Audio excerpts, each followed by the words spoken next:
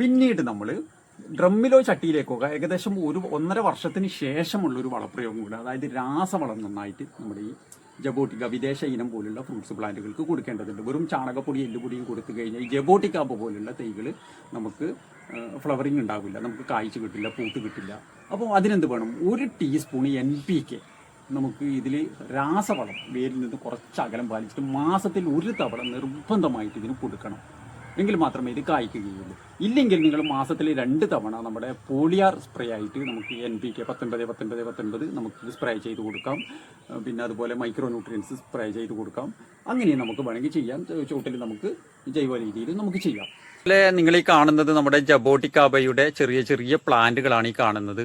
ഇതാ, ഇതിൽ red hybrid, പ്രിക്കോഷി, scarlet, ഇതൊക്കെ ഞാനിത് പോളി ഹൗസിൽ വളർത്തുന്നതാണ്. നമുക്കിത് 1 വർഷം വരെ ഇതുപോലെ നമ്മൾ വളർത്തി റെഡിയാക്കിയതിന് ശേഷമാണ് നിങ്ങൾക്ക് ഇത് തരുന്നത്. നമുക്ക് കൊറിയറായിട്ടും ഇത് അയച്ചു തരുന്നതാണ്. എൻ്റെ ഈ നഴ്സറി സ്ഥിതി ചെയ്യുന്നത് കണ്ണൂർ ജില്ലയിൽ ശ്രീകണ്ഠപുരം എന്ന് പറഞ്ഞ സ്ഥലത്താണ്.